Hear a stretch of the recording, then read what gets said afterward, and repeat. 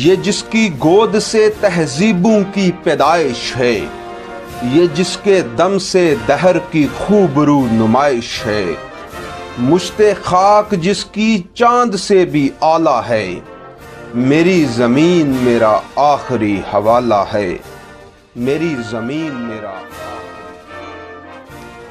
السلام علیکم دوستو، میں ہوں ثقلین عباس اور آپ دیکھ رہے ہیں HFP نیوز۔ دوستو، یہ خطہ زمین جس کو سرزمین پاکستان کہا جاتا ہے، یہ بہت سی تہذیبوں کی آماجگاہ رہا ہے۔ بہت سے انسان اس کو اپنی شان و شوکت کا رعب و دبدبہ دکھا کر فنا ہو چکے ہیں، لیکن یہ آج بھی کسی امر دیوی کی طرح دربار سجائے بیٹھی ہے۔ یہی وہ خطہ زمین ہے جہاں سے جنوبی ایشیا کی سب سے پرانی تہذیب کا آغاز ہوا۔ آج اس سرزمین پہ آباد تمام انسان، چاہے وہ کسی بھی رنگ، نسل یا مذہب سے تعلق رکھتے ہوں، یہ سب ان مہاجرین کی اولاد ہیں جو مختلف ادوار میں دنیا کے مختلف حصوں سے آ کر یہاں آباد ہوئے۔ دنیا کی تمام عظیم، ترقی یافتہ اور تہذیب یافتہ قومیں اپنی تاریخ سے بخوبی واقف ہیں، کیونکہ ماضی کا علم ہمیں مستقبل کو بہتر کرنے میں مدد دیتا ہے۔ اسی مقصد سے پاکستان کی تاریخ کو نئے انداز میں سمجھنے کے لیے ہم نے تاریخ پاکستان پہ ایک ویڈیو سیریز شروع کی ہے۔ آج کی یہ ویڈیو اس سیریز کی پہلی ویڈیو ہے۔ اگلی ویڈیوز دیکھنے کے لیے چینل کو سبسکرائب کر لیجئے اور بیل آئیکن کو کلک کر لیجئے تاکہ آپ کو وقت پہ نوٹیفیکیشنز مل سکیں۔ مہر گڑھ کی تہذیب۔ دوستو، اس سرزمین کی سب سے پرانی تہذیب مہر گڑھ کی تہذیب کہلاتی ہے۔ ماہرین آثار قدیمہ کے مطابق مہر گڑھ کی تہذیب نہ صرف پاکستان بلکہ پورے جنوبی ایشیا کی سب سے پرانی تہذیب ہے۔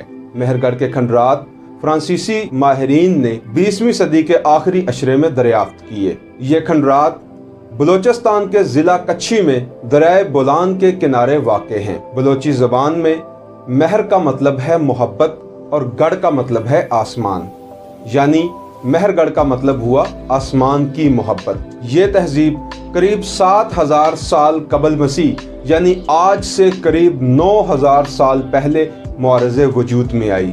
یہ پتھر کے زمانے کی بات ہے۔ اس دور سے پہلے کا انسان زراعت کے ہنر سے ناواقف تھا۔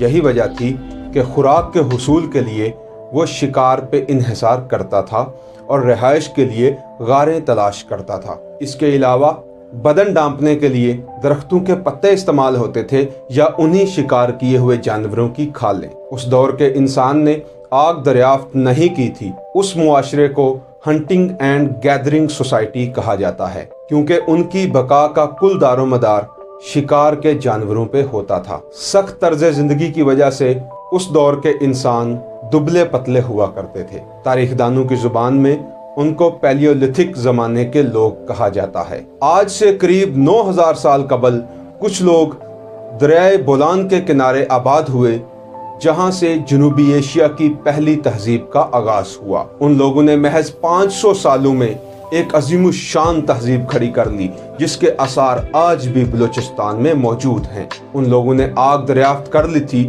اور زراعت کا ہنر بھی۔ ماہرین آثار قدیمہ کے مطابق وہ لوگ گندم، جو، بیر اور کھجور اگایا کرتے تھے۔ اس کے علاوہ تاریخ میں پہلی بار کپاس بھی مہر گڑھ میں ہی اگائی گئی، جس سے کپڑا تیار کیا جانے لگا۔ وہ غلہ ذخیرہ کرنے کی افادیت سے بھی بخوبی واقف تھے۔ اس معاشرے میں پروفیشنل چرواہے بھی موجود تھے جو کاروباری مقاصد کی خاطر بھیڑ بکریاں پالا کرتے تھے۔ مزید برآں دستکار مٹی کے برتن بناتے اور کھلونے تیار کرتے۔ اس دور کے تمام اوزار پتھر سے تیار کیے جاتے تھے۔ اس دور کو نیولتھک ایج کہا جاتا ہے۔ 5000 قبل مسیح، یعنی آج سے قریب 7000 سال پہلے مہر گڑھ میں ترقی کا ایک نیا دور شروع ہوا۔ اب مٹی کے برتنوں کو آگ میں پکایا جانے لگا اور ان پہ خوبصورت میناکاری کی جانے لگی۔ دستکاری کی صنعت ترقی کرنے لگی اور چمڑا ساز بھی میدان میں آ گئے۔ اس دور کی سب سے اہم پیش رفت دھات کاری تھی۔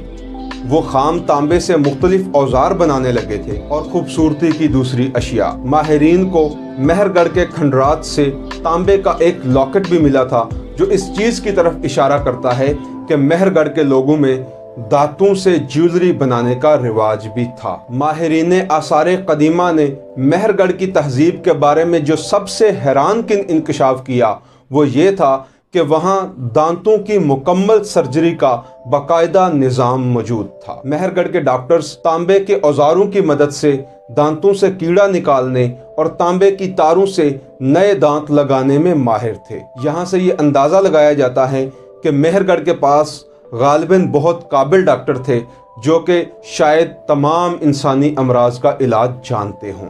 मेहरगढ़ से मिलने वाली मूर्तियों में वहाँ के इंसान बिलखुसूस औरतें काफ़ी फरबा और सेहतमंद दिखाई गई हैं।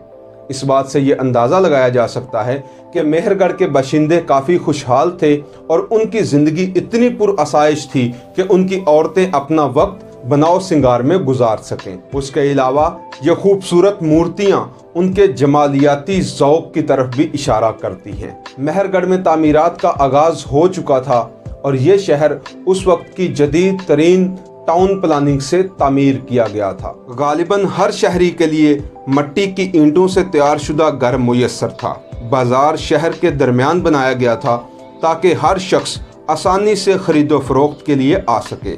शहर के मशरिक में दरियाए बोलान बहता था जिसका बहाव शहर के जुनूब की तरफ था। शहर से जुनूब की तरफ दरिया के किनारे काश्तकारी रकबा था जिसे दरियाई पानी से सैराब किया जाता था। मेहरगढ़ में प्रोफेशनल चरवाहों के अलावा प्रोफेशनल मछेरे भी मौजूद थे जो मछलियां पकड़कर बाजार में फरोख्त किया करते थे। खंडरात से अंदाज़ा किया गया है कि मेहरगढ़ में मुनज़्ज़म हुकूमत का निज़ाम गालिबन मौजूद था, मगर इस मतल्लक कोई ख़ास शवाहद मौजूद नहीं।